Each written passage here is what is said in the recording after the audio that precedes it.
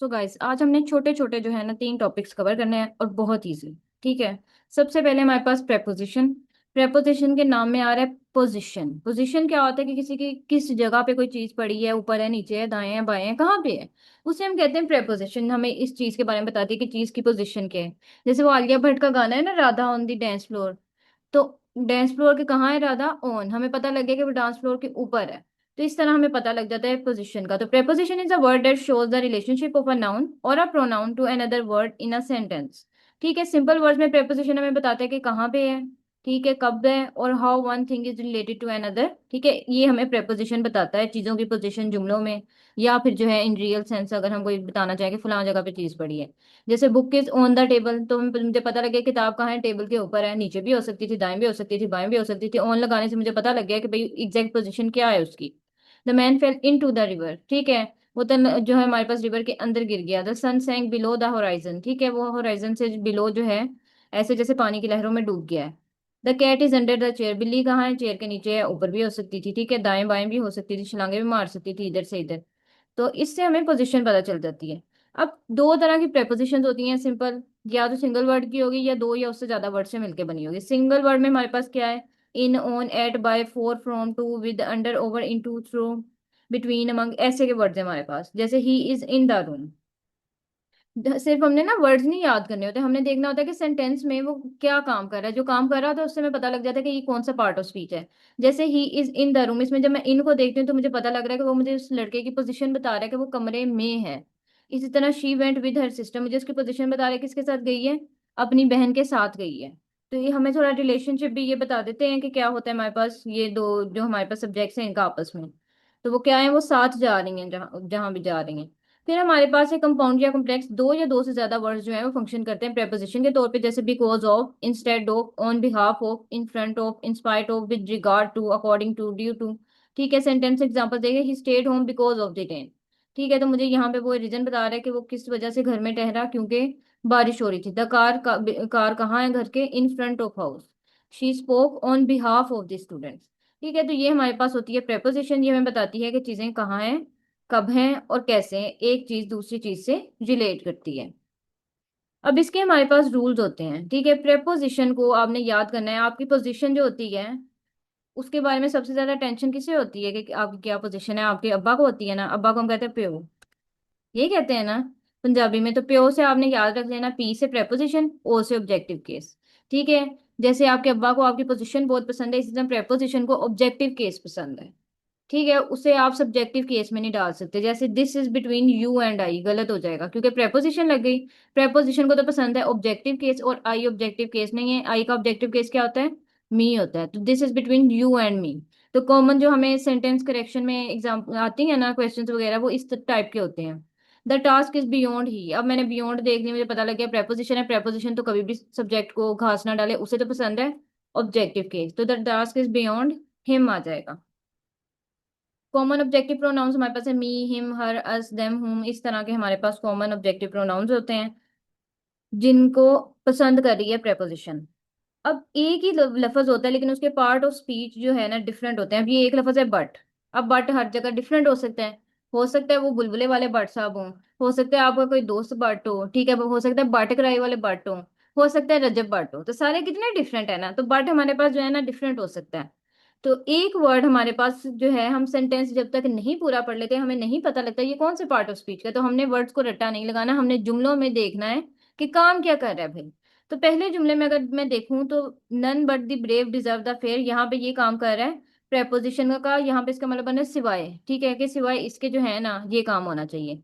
फिर कंजंक्शन क्या होता है? जो चीजों को जोड़ता है। ही इज पुअर बट ऑनेस्ट। ठीक है, बता रहा है गरीब है लेकिन ईमानदार। ये तो मेरी बात हो रही। ठीक है, क्या कर रहा है उसके बारे में ही हमें थोड़ा और बता रहा है। उसके बारे में दो इन्फॉर्मेशन हमारे पास, गरीब और ईमानदार, उन्हें आपस में जोड़ रहा है। ठीक है, सिवाय वाली सेंस में नहीं आ रहा, तो यहाँ पे ये कंजंक्शन का काम कर रहा है। फिर है I can but repeat my apologies, कि मैं दोबारा माफी मांग लेता हूँ। ठीक है, यहाँ पे मतलब होता है इसका ओनली। तो यहाँ पे ये किस चीज का काम कर रहा है? एडवर्ब का काम कर रहा है। ठीक है, मॉडिफाई कर रहा है नेक्स्ट सेंटेंस को। तो हमारे पास इस तरह जो है same word different part of speech में हो सकते हैं। हमने देखना है कि भाई ये उधर काम कर क्या रहा है। ठीक है, जो काम कर रहा है ना, आप वो काम जो पार्ट ऑफ स्पीच करते हैं आपने उस नाम से उसे लेबल कर देना। अब नेक्स्ट चलते हैं जी हम अब्बा जी यहाँ पे साथ ही मूव करने लग गए हैं, इससे तो मिटाऊं। कंजंक्शन, जैसे जंक्शन से याद रखना होता है ना, रेल्स गाड़ियां जो होती हैं उनका जंक्शन होता है, वहां पे मिलती हैं जुड़ती हैं, तो जंक्शन क्या होता है हमारे पास? जोड़ता है, दो जुमलों को आपस में जोड़ता है, दो लफ्जों को आपस में जोड़ता है, दो आइडियाज को आपस में जोड़ सकता है। तो किन चीजों को ये जोड़ सकता है? वर्ड्स को, फ्रेजेस को, या फिर क्लॉजेस या सेंटेंसेस को भी जोड़ देगा। ठीक है, जैसे हानिया एंड बादशाह केम, दो उन्होंने जो सब्जेक्ट्स हैं उन्हें आपस में जोड़ दिया। दिलजीत और ओजला विल कम, दिलजीत आएगा या ओजला आएगा। ज्वाइनिंग फ्रेजेस हमारे पास होती है summer day but not a bright one. ठीक है, ये भी क्या करे, इन्फॉर्मेशन को आपस में जोड़ रहा है कि गर्मियों का दिन है लेकिन इतना अच्छा नहीं जा रहा यार। ठीक है, joining clause, we will go for a walk while mother gets the tea. ठीक है, हम वॉक पे जाएंगे तब तक अम्मा चाय बना दे। देखिए ये बिल्कुल मेरे आप लोगों जैसे काम है, मेरे जैसे नहीं है।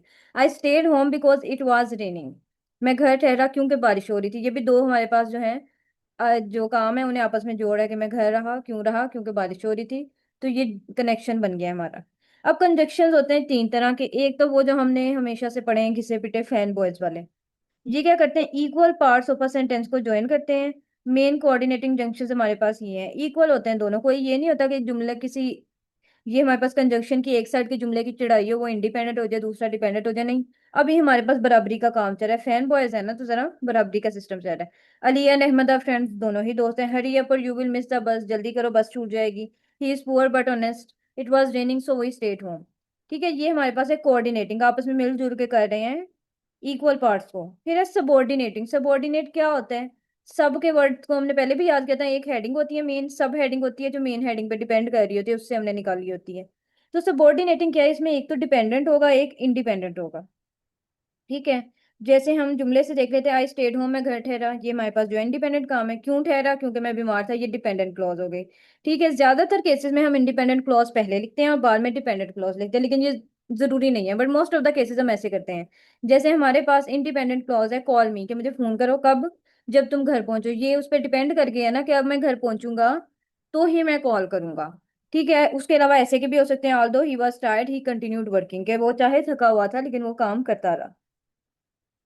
तीसरी हमारे पास होती है को रिलेटिव कंजक्शंस। ठीक है, ये हमारे पास को एजुकेशन से आप याद रख सकते हैं। क्या होते हैं? लड़के लड़कियां इकट्ठे होते हैं, पेयर्स बन जाते हैं बच्चों के। तो ये क्या है? ये पेयर्स में वर्क करते हैं।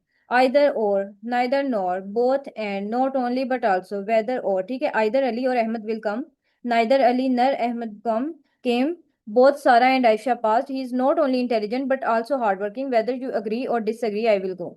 इसमें से भी वो आपसे क्वेश्चंस पूछता है, इधर आइदर लगा देगा, आगे और लगाएगा ही नहीं, तो आपको पता लग जाएगा कि भाई ये एरर है।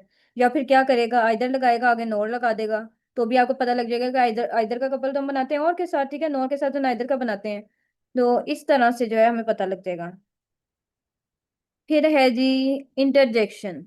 अगेन हमारी वो देसी आंटियां नी हा हाय वाला सिस्टम। ठीक है, अब ये कोई वर्ड नहीं है, इसका कोई मतलब नहीं है, ये सिर्फ एक एक्सप्रेशन है। ठीक है, कि भाई कुछ खराब हो गया। तो इंटरजेक्शन हमारे पास ऐसा वर्ड होता है, ये शॉर्ट एक्सप्रेशन होता है जिससे हम एक्सप्रेस करते हैं कोई अचानक इमोशन या अपनी कोई फीलिंग, कोई रिएक्शन। ठीक है, जैसे oh I forgot my book, ah now I understand, wow that's amazing, ouch. ठीक है, अब तो स्पैरो याद आ गया होगा आपको, डेट हर्ट्स।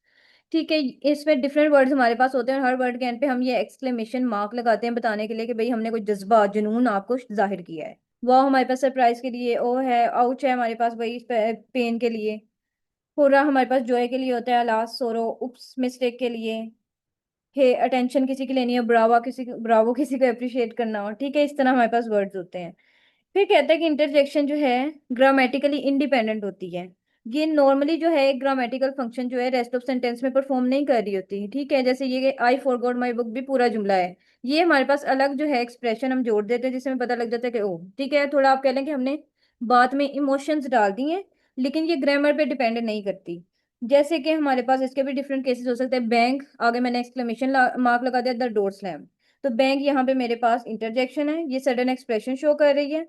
और क्या कर रही है, आगे वाला हमारा जुमला जो है वो इंडिपेंडेंट है बिल्कुल। फिर है आई बैंक द डोर। अब इस केस में हमारे पास बैंक जो है वो वर्ब का काम कर रहा है। ठीक है, वो एक्सप्रेशन शो नहीं कर रहा। फिर नीचे दे हर्ड द बैंक, उन्होंने जो है ना ठक करके दरवाजा बंद होने की या बैंक की आवाज सुनी है, तो दे हर्ड द बैंक। ठीक है, यहाँ पे भी ये एक्सप्रेशन तो नहीं है ना, तो यहाँ पे क्या है, ये नाउन का काम कर रहा है हमारे पास। तो कहते हैं the same word can belong to different parts of speech depending on its function, depend करता है कि वो जुमले में क्या काम कर रहा है। अब ये एक सेंटेंस है, वाव वाली, set under the tree and red a book. अब वाव हमारे पास क्या आ गया, एक्सक्लेमेशन मार्क में, मुझे पता लग गया ये इंटरजेक्शन है। अली मेरे पास सब्जेक्ट है, सेट क्या है कि बैठा हुआ है, तो ये मेरे पास वर्ब हो गया। अंडर क्या है, उसकी पोजीशन बता रहे हैं, दरख्त के कहाँ बैठे, पोजीशन प्रेपोजिशन बताता है, वो हो गया। फिर ट्री है हमारे पास, ट्री हमारे पास क्या है, नाउन होता है हमारे पास। एंड हमारे पास होता है कंजंक्शन। ये देखें, इसने सदके जाऊं मैं चैट जीपीटी के जैसे इसने एरोस लगाए हैं। तो एंड क्या है हमारे पास, जोड़ा है इन्हें, तो ये हमारे पास हो जाएगा कंजंक्शन। और फिर रीड क्या है, अगेन हमारे पास वर्ब आ गया, पढ़ रहा है ना। और बुक हमारे पास हमारा ऑब्जेक्ट या नाउन आप कह सकते हैं, वो आ गया। तो इस तरह हम डिफरेंट पार्ट ऑफ स्पीच को, वो उसमें क्या काम कर रहे हैं देख के हम उन्हें आइडेंटिफाई कर सकते हैं। फिर है जी मुकाबला।